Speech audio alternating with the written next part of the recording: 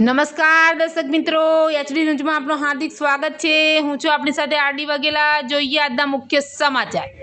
અંકલેશ્વરના દીવી ગામના ખેડૂતે અથાણા માટે ગુંદાની ખેતી કરી મબલક પાક ઉતાર્યો।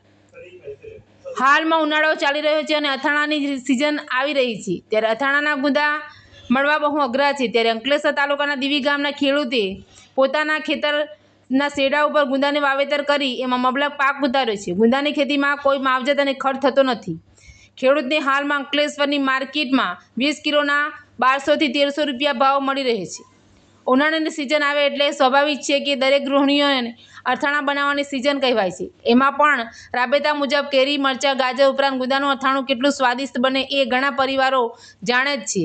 ગુંદો એક એવું ફળ છે કે જેને આપણે સૌ જાણીએ છીએ અને તેનું અથાણું પણ બનાવીએ છીએ। ત્યારે અંકલેશ્વર પંથકમાં ખેડૂતો ખેતરમાં પડતર જગ્યાઓમાં હવે ગુંદાના છોડ વાવી રહ્યા છે।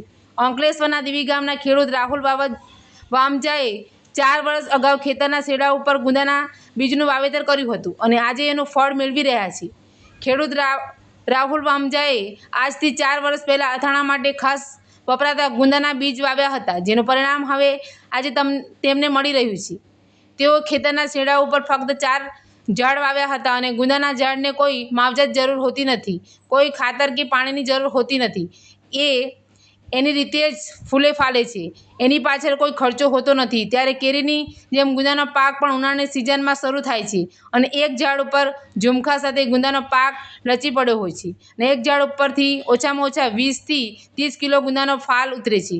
ત્યારે ખેડૂત રાહુલ વામજાએ કોઈપણ માવજત અને ખર્ચ વિના તૈયાર થયેલ ગુંદાનો અંકલેશ્વરની માર્કેટમાં 20 કિલોના રૂપિયા 1200 થી 1300નો ભાવ મળી રહ્યો છે। હાલ છૂટક માર્કેટમાં કિલોના 60 થી 70 રૂપિયાના ભાવે વેચાઈ રહ્યા છે।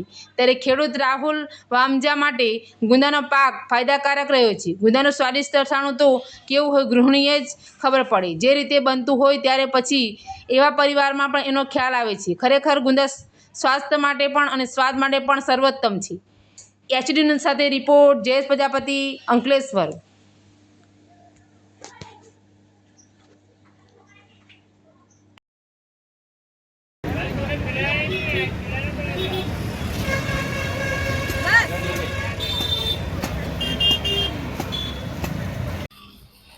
મારું નામ રાહુલ વામજા છે। હું દીવી ગામનો ખેડૂત છું અને મેં મારી જમીનની અંદર 4-5 વર્ષ પહેલાં ગુંદાના 3-4 છોડ રોપ્યા હતા। તે અત્યારે વટવૃક્ષ જેવા બની ગયા છે, તમે જુઓ છો।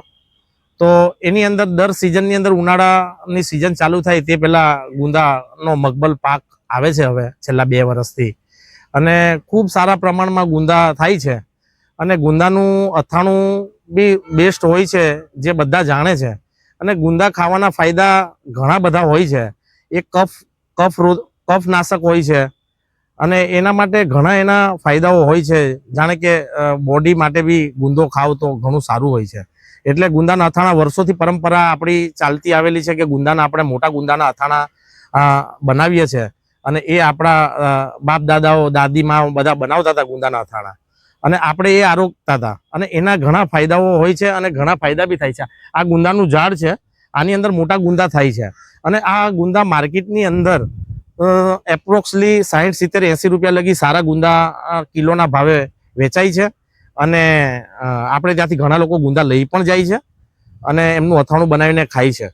એટલે ગુંદા ખરેખર બહુ સારું એક ફળ કહેવાય કે તમે એને ખાઈ શકો। તમે જે આની અંદર કોઈ માવજત કરવાની હોય છે કે કાળજી લેવાની ઉછેરવા માટે?